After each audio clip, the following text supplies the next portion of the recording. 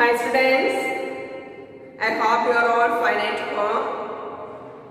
In the last class we studied about the cell membrane and cell wall. Hope all of you understood. Today we can move on to the next component of the cell, nucleus.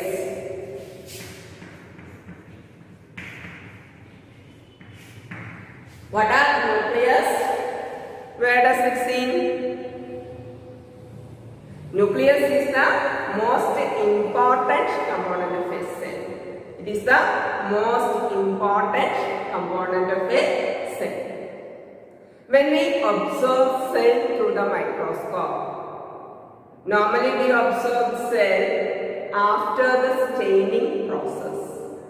നമുക്ക് cell clear ആയിട്ട് കാണാനായിട്ട്, സെല്ലിന്റെ structure clear ആയിട്ട് കാണാനായിട്ട് നമ്മളൊരു colour giving substance add ചെയ്യും. Then we observe through the microscope. That time we can see one dark colored dot-like spherical structure in the center of the cell. That dot-like spherical structures in the center of the cell are known as nucleus. So when we observe cell through the microscope, in the center one darkly stained. നമ്മൾ colour giving substance add ചെയ്ത് കഴിഞ്ഞാൽ cytoplasm cell മെംബ്രേനേക്കാൾ കൂടുതൽ coloured structures. In the center of the cell, one dot-like spherical structure that are known as nucleus. So this nucleus is the most important component of a cell. What are nucleus? So nucleus are the spherical, darkly colored dot-like structures seen at the center of the cell are known as nucleus. Then what is its importance? Why it is known as the most important component of the cell? So nucleus plays an important role in cell division process and also carry the genetic materials. It carry the genetic materials. So we can study in detail. First we can study its structure. Nucleus is a spherical structure. So externally it is enveloped by double layer.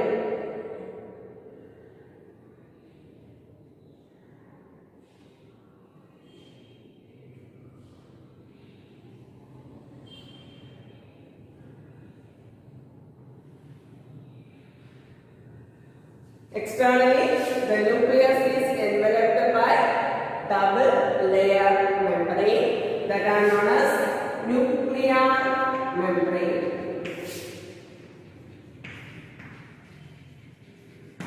Nuclear membrane. And nuclear membrane is porous in nature.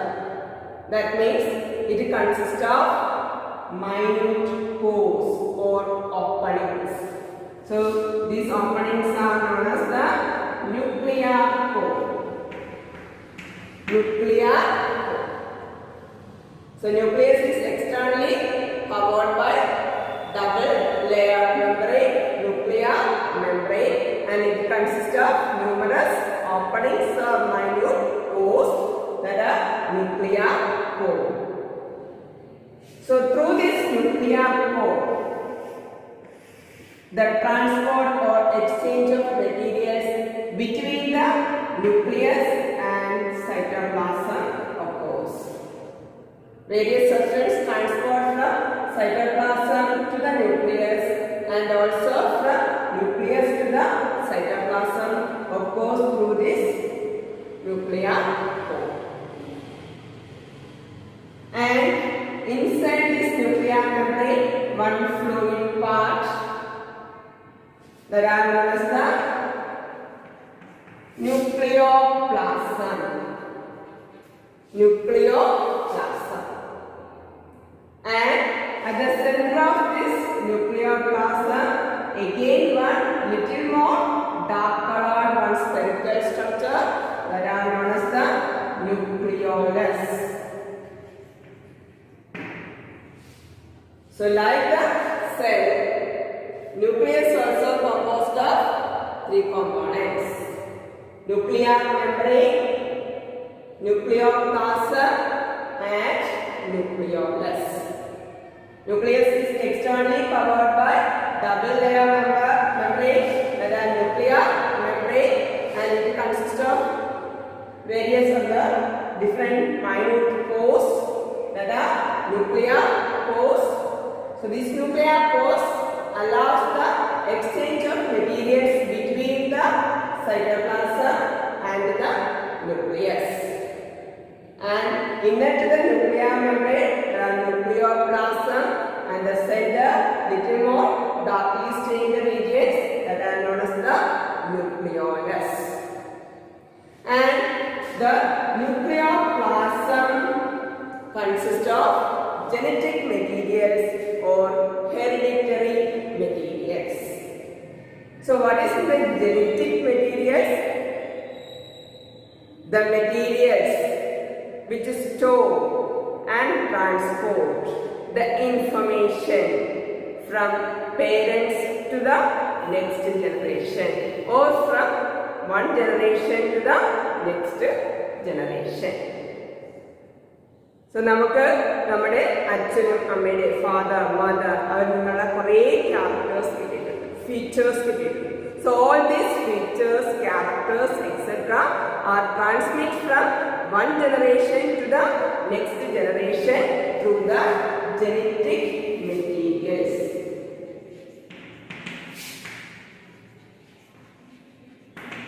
Or hereditary materials.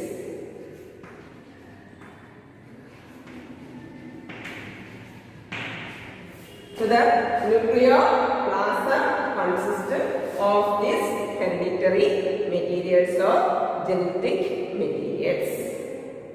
The nucleoplasm consists of entangled mass of thread-like structures. So inside the nucleus you can see the നൂല് ചുരുണ്ടു കൂടി കിടക്കുന്ന പോലെ entangled mass of thread-like structures. That thread-like structures are known as the chromatin materials. Chromatin materials. These are the genetic materials. So nucleoplasm consists of fine thread-like entangled mass of thread ഇങ്ങനെ ചുരുണ്ടു കൂടി കിടക്കുന്ന പോലെ entangled mass of thread-like structures in the nucleoplasm. That thread-like structures are known as the chromatin materials. When the cell begin to divide, these chromatin materials condensed together to form one rod-like structures. Rod-like structures. These rod-like structures are known as chromosomes. Rod-like structure. When the cell begin to divide, cell divide ചെയ്യാൻ പോകുന്ന സമയത്ത് all these chromatin materials condensed together to form one rod-like structure. That rod-like structures are known as chromosomes. So what are chromosomes? The chromosomes are the rod-like structures that seen in the nucleus at the time of cell division. That are chromosomes. Then each chromosome is made up of genetic material that are known as the DNA and proteins. Chromosome is made up of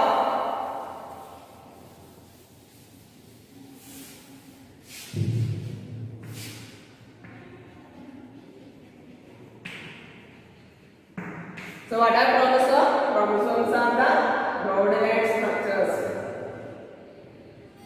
Normally the chromosome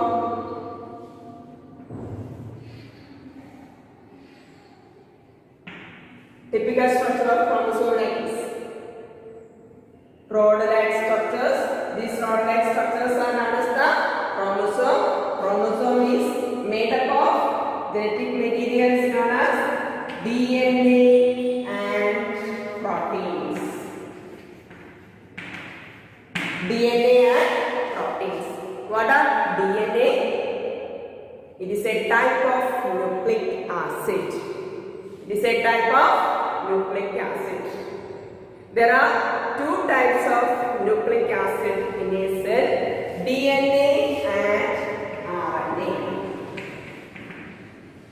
So the nucleus consists of both nucleic acid, DNA and RNA. What is the full form of DNA?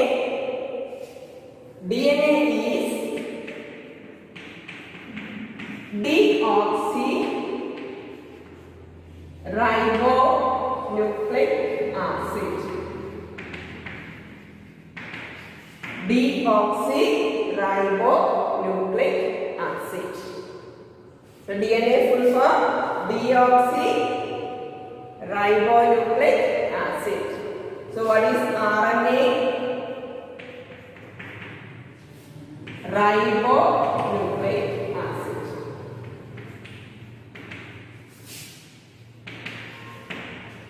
So these are the two nucleic acid. One is the deoxyribonucleic acid, another one is ribonucleic acid. So chromosome is made up of DNA and proteins. And the functional segment of DNA is known as gene. The functional segment of DNA is known as gene. So normally the genetic materials that are stored information, everything that by means of this DNA. DNA store the information and it only responsible for transporting that information from one generation to the next generation. So DNA is the genetic material and DNA consists of different genes. So the functional segment of DNA is known as gene. So gene is responsible for expressing the characters, features, etc. Okay, നമ്മുടെ ബോഡിയുടെ different features and all our characters, etc. is controlled and regulated by genes. So due to the presence of this genetic material, so the nucleus is considered as the most important component of a cell. And nucleus plays an important role in the cell division also. At the time of cell division, first the nuclear division takes place. First the nucleus undergo division, then only the cytoplasmic division occurs. And also along with the environmental features, it directs the regulation and functioning of the cell also. And also it helps to regulate the chemical activities of the cell. So in that way, nucleus plays an important role. It plays many important functions in a cell. So that is the importance of nucleus. Then based on the nuclear nature, we can classify the cells into two types. They are prokaryotic cell and eukaryotic cell. Prokaryotic cell and eukaryotic cell. So pro means primitive. Karyon means nucleus. So the cell with the primitive nucleus are known as prokaryotic cell. What is the meaning of primitive? It is not well defined. It is simple structure. So the cell with the primitive nucleus are known as prokaryotic cell. Then U means true. Karyon means nucleus. So the cell with the true nucleus, well defined nucleus, are known as eukaryotic cell. So the cell with the primitive nucleus, that means the nucleus is not well defined, that are known as prokaryotic cell, and the cell with the true nucleus are known as the eukaryotic cell. There are some other differences between them. First main difference, the prokaryotic cells generally small in size. They are generally small in size, but eukaryotic cells are large in size.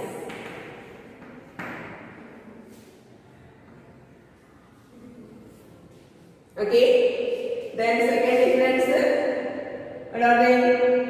The nuclear region or the nucleus is not well defined. Nuclear region is represented only by genetic materials and that are known as nucleoid. Undefined nuclear region. Undefined nuclear region means nucleus is not enveloped by nuclear membrane. Genetic materials അതിനു ചുറ്റും nuclear മെംബ്രെയിനും ന്യൂക്ലിയോലസും എല്ലാം കൂടെ ചേർന്നതാണ് ഒരു true nucleus. But the primitive nucleus does not have the nuclear membrane. So their nucleus is represented only by the genetic material. So such an undefined nuclear region, they consist of only the genetic material and are known as nucleoids. But in the case of eukaryotic cell, true nucleus is present, well defined nucleus is present. That means genetic materials is enveloped by nuclear membrane. അവിടെ nuclear membrane ഉണ്ട്. So true nucleus is the feature of defined nucleus that is present in eukaryotic cell.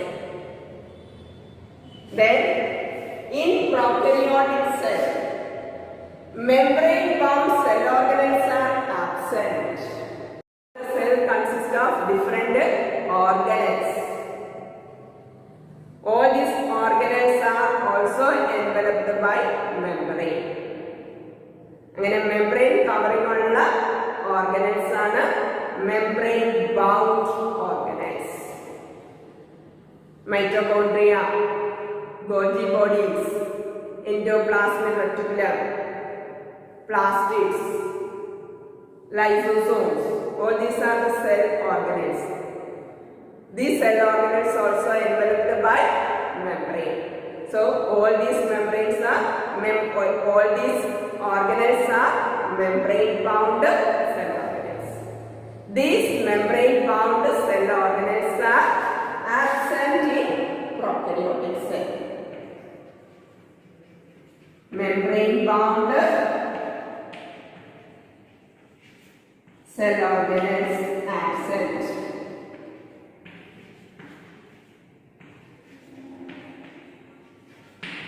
Here it is present.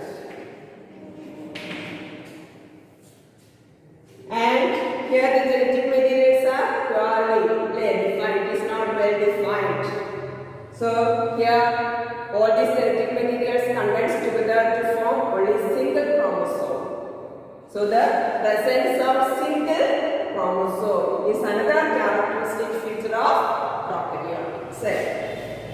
Single chromosome. Here more than one chromosome.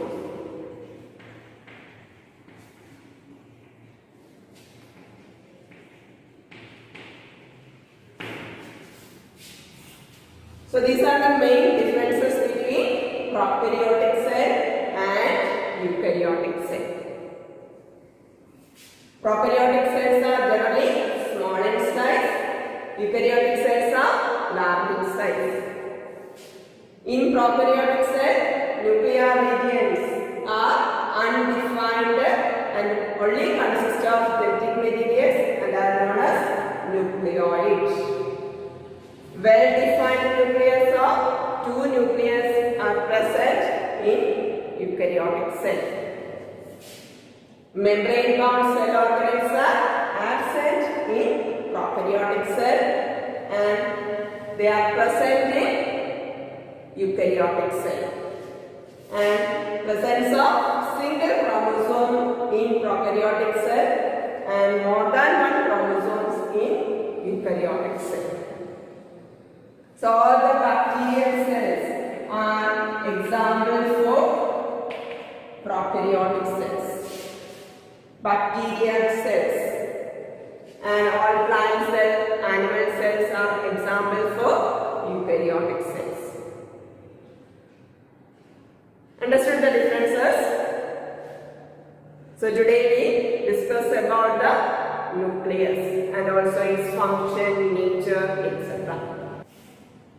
Hope all of you understood. So today we can wind up. Thank you.